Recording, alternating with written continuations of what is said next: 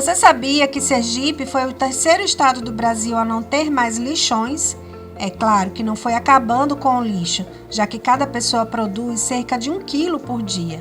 Segundo a Associação Brasileira de Resíduos e Meio Ambiente, são quase 82 milhões de toneladas de lixo produzidos no país anualmente.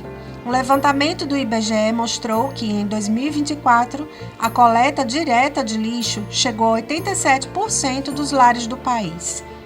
Mas para onde vai tanto lixo?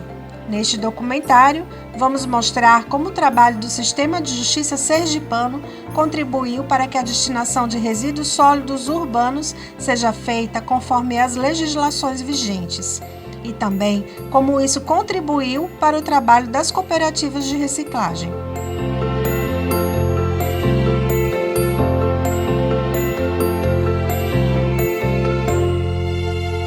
Começando pelo Morro do Urubu, que é um lixão lá para antes de 1980, mais ou menos, ele ficava no Parque da Cidade e atraía urubus. Por isso que a gente conhece hoje o Parque da Cidade, que é uma APA, uma área de proteção ambiental, como o Morro do Urubu.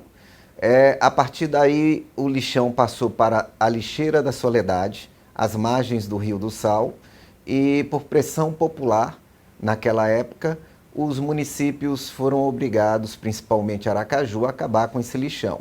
E aí, nesse sentido, Aracaju fez um convênio com São Cristóvão e implantar um aterro sanitário no molde recomendado pelo Ministério do Interior, um aterro sanitário ambientalmente correto, na chamada Fazenda Ranchinho. Infelizmente, isso não aconteceu, mas a área da fazenda, que passou a se chamar Lixão da Terradura, começou a funcionar até 1986 e só foi encerrado em abril de 2013. Era um cenário dantesco aquilo, né? A total contaminação. Era um lixão aberto, que já trazia naquela época alguns incidentes aéreos. Pouca gente sabe, foram mais de 40 incidentes aéreos, porque os urubus, ali estava a menos de 4 quilômetros da cabeceira de pouso do aeroporto de Santa Maria, e vários incidentes. O lixo hospitalar, altamente contaminado, era jogado lá. E qualquer outra substância, contaminando o solo, a água e o ar também. Tudo era jogado a céu aberto, sem nenhum controle. Então, isso era uma grande preocupação. A segunda grande preocupação não era só crianças ali, elas moravam. Você tinha barracos em cima do lixão. O lixão produz gás. Então, o risco de incêndio, de vidas perdidas, era muito alto. Um detalhe, naquela época estava ali um menino chamado Adriano, que hoje é o grande líder do movimento dos catadores. Ele é presidente da Federação de Catadores do Estado de Sergipe. Hoje estou com 37 anos, né? Eu cheguei no lixão com 6 anos de idade. Era um sofrimento muito grande, muitas crianças, né, estavam lá. Chegamos aqui em Aracaju, né, uma família de 8 filhos. Né? Meu pai e minha mãe chegou aqui com a perspectiva de conseguir trabalho, não conseguiu. Viemos de Alagoas, né, com a perspectiva de conseguir trabalho, não conseguiu trabalho. E aí, infelizmente, a única alternativa que teve foi, de fato, trabalhar no lixão. Também não tínhamos casa, tinha um grupo de pessoas que já moravam no lixão. E aí meu pai decidiu fazer um barraco lá no lixão para a gente morar lá. Aí o Ministério Público, continuando o trabalho, né, com a Unicef, o Ministério Público Estadual, ele tinha esse objetivo de retirar as crianças dentro do lixão. Não bastava somente oferecer escola, né? E aí ele conseguiu, com o apoio, né, de parceiros e com o governo do estado, algumas casas para as famílias que moravam lá dentro do lixão. Foi feito o cadastro dessas famílias e aí a gente conseguiu a nossa primeira casa aqui em Aracaju.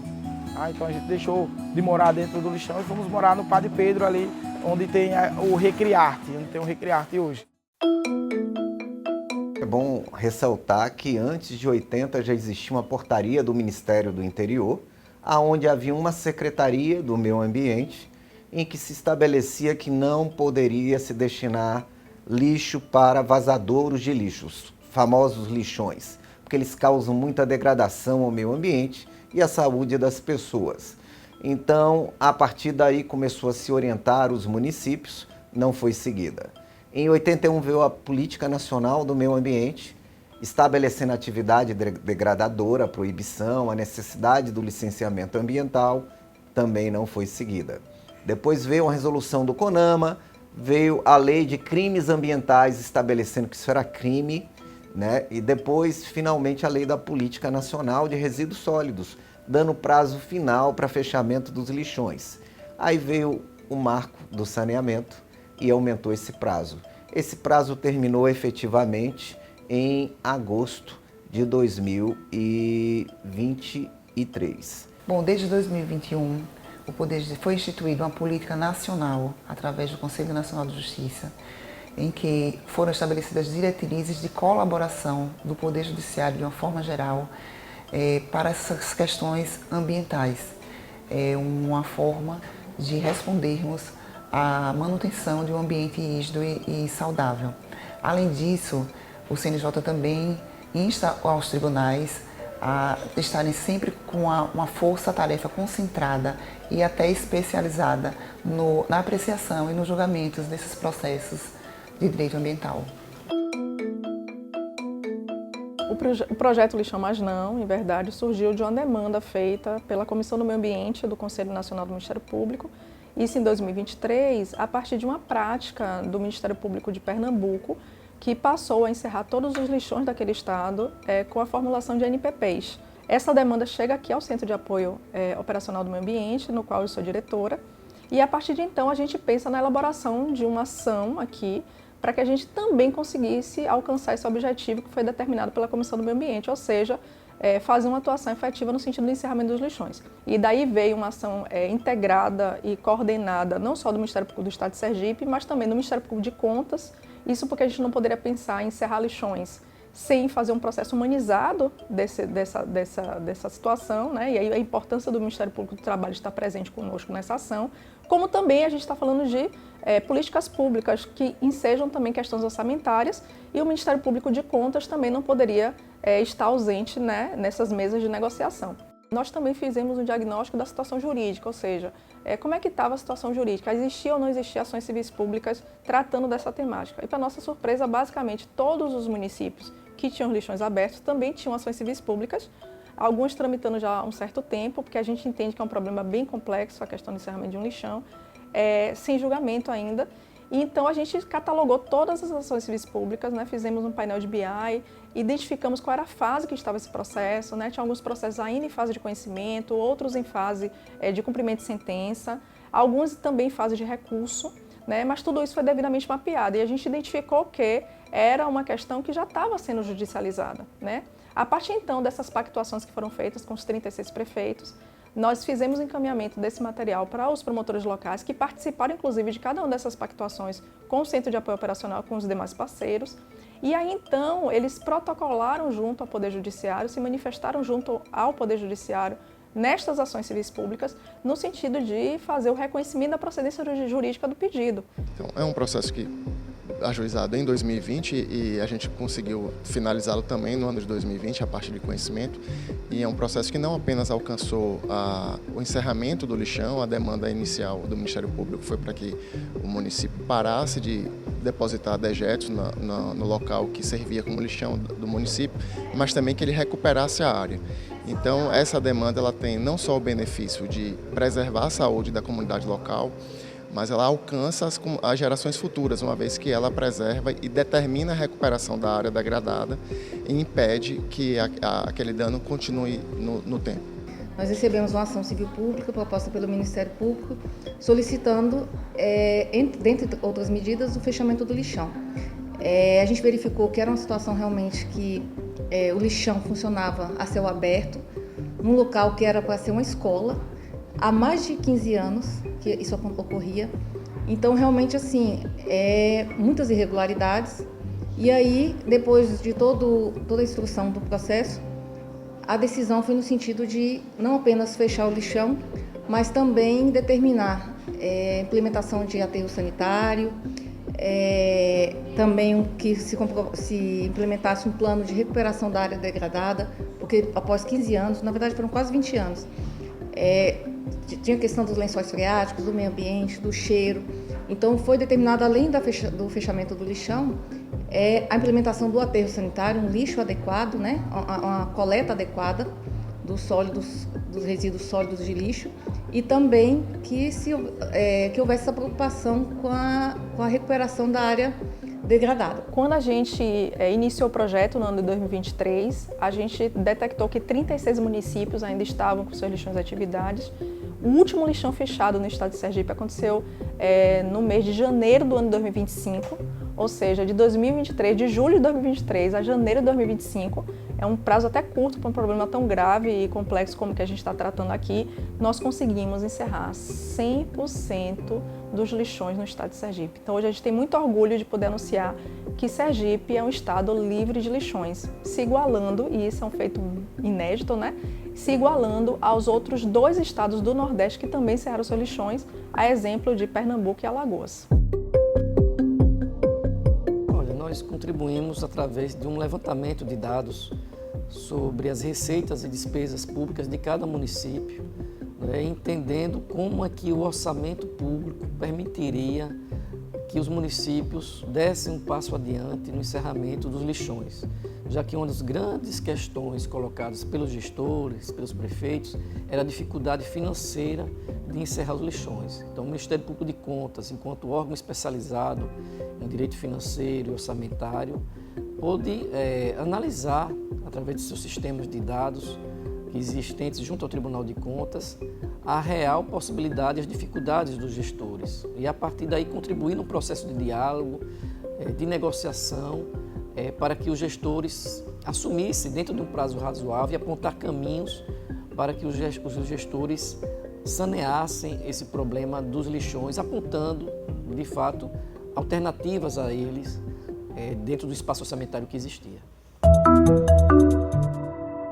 O grupo de catadores, né, da época, meu pai, seu Pereira, o pai de Vaneide, que foi um dos fundadores aqui da CARI também, e outros catadores, decidiu formar a cooperativa com o apoio do Ministério Público. E aí surgiu uma força-tarefa do Ministério Público, articulando parceiros para que pudesse dar a primeira estrutura para a CARI. Então esse galpão que a gente está hoje foi o primeiro galpão, né, que a CARI teve, né, com apoio, com a articulação do Ministério Público. A CARI foi formada em 1998, foi criada, né, começou as ideias em 1998 com reuniões, com formação de assembleias, enfim. Olha, no lixão tinha mais de 300 catadores no lixão na época. E os catadores, quando surgiu a ideia da cooperativa, poucos catadores acreditavam que ia dar certo. E apenas 8 catadores acreditaram na cooperativa. Apesar do número suficiente de 20 catadores para fazer o cadastro, apenas 8 acreditaram que a cooperativa ia dar certo. E foram esses 8 que revolucionaram, né, a coleta seletiva em Aracaju. Hoje a CARI passou por alguns momentos ruins, né, ao longo desses anos. Foi através desses momentos ruins que a cooperativa conseguiu ter uma visão mais ampla do nosso trabalho em relação aos resíduos, né. A gente fez uma gestão, montou uma gestão mais profissional, com a cabeça meio empresarial, né, que a gente trabalha com resíduo, e a gente conseguiu melhorar, né, a situação daquelas pessoas que trabalhavam ali, né, no lixão. Hoje a realidade é outra. Hoje trabalhamos com 48 cooperados aqui, né, catadores.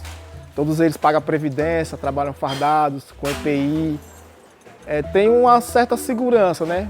Está muito melhor do que naquele ambiente que convivia antigamente. O Tribunal de Justiça tem uma comissão de avaliação documental que é responsável pelo descarte, né, daqueles processos dentro das diretrizes também todas legalmente estabelecidas. E esse material, esses documentos são encaminhados à CARI para que ela faça a reciclagem. Há também um termo de cooperação firmado com a própria CARI, que é a Cooperativa de Agentes de Reciclagem, para o correto descarte dos nossos equipamentos eletrônicos. Inclusive, recentemente, o Tribunal de Justiça lançou uma cartilha que está disponível a todos os cidadãos para que todos saibam como fazer o correto descarte desse tipo de material. Essa parceria com o Tribunal de Justiça é uma parceria de longa data, né, muitos anos que a gente tem essa parceria. Contribui muito com a nossa renda aqui, porque eles sempre estão destinando arquivos, né, arquivos mortos, papéis, que contribuem muito, né? E semanalmente a gente tem uma coleta regular. É uma parceria muito boa com o Tribunal de Justiça, ajuda bastante aqui com a cooperativa. são recursos de multas trabalhistas, de ações trabalhistas e de termo de ajustamento de conduta. Nós aplicamos multas em empresas e utilizamos esses recursos para diversas finalidades. Nós adquirimos 14 prensas, 9 balanças, 9 empilhadeiras, houve também reforma de 6 galpões, tem um pátio de compostagem sendo também construído, a aquisição de 2 caminhões, além de vários outros itens aí para fortalecer as cooperativas de catadores aqui no âmbito do estado de Sergipe, tanto da capital quanto do interior. Os lixões, eles são aquelas áreas a céu aberto, onde o lixo é depositado sem nenhum tipo de controle, ocasionando contaminação do solo, do ar, da atmosfera e também sendo vetores de doenças, né?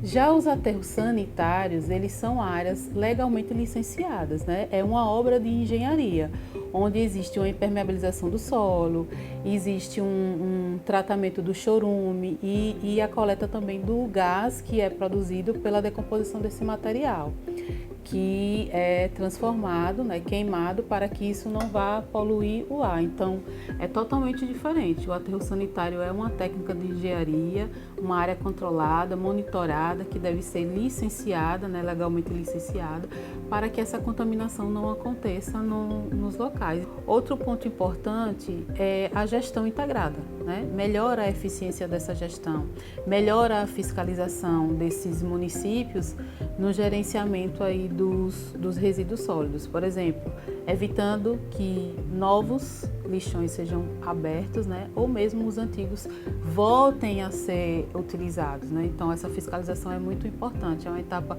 importante que os consórcios também contribuem.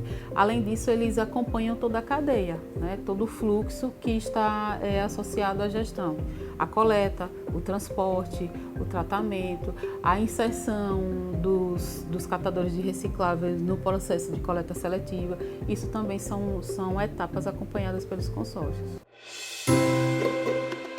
Sim, eu costumo dizer sempre, né, um lixão não é somente um problema de ordem ambiental, é um problema também de saúde pública e é um problema também socioambiental, porque a gente conseguiu também retirar dos lixões pessoas que viviam e sobreviviam de forma degradante desse trabalho, né, em um ambiente totalmente insalubre, contaminado, de coletar material naqueles locais. Então, é um resultado expressivo sobre vários aspectos, não somente ambiental.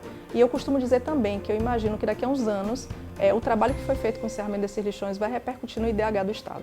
O melhor lixo é aquele que a gente não gera. E ser sustentável é um hábito, né? Que no início pode ser um sacrifício, mas depois você vai adotar isso naturalmente na sua vida, né? E aí isso começa a ser legal, porque eu sempre parto do princípio de que o conceito de sustentabilidade ele começa com você, em você. Se você não consegue adotar práticas de sustentabilidade no seu dia a dia, como que a gente ensina isso para as próximas gerações? E como que a gente deixa um legado de sustentabilidade se eu não consigo fazer o mínimo? Eu, como uma criança que vi do Recriarte, foi o primeiro projeto de inclusão dessas crianças, né? Que aí no horário inverso da escola a gente estava nessa atividade. É uma atividade assim recreativa, né?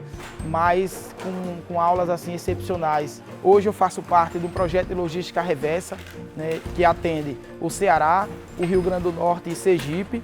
E aí, nesse trabalho de militância, nesse trabalho de formação também, a gente já fez algumas representações, né? E aí a gente participamos também em 2014 da Assembleia Geral da ONU, né? Nos Estados Unidos. O menor estado da federação hoje tem 35 cooperativas formalizadas. E aí nós estamos lutando, a luta continua, para que essas cooperativas elas tenham as suas estruturas e possam executar suas coletas seletivas. Fechar o lixão foi apenas o começo do processo de uma nova gestão de resíduos em Sergipe.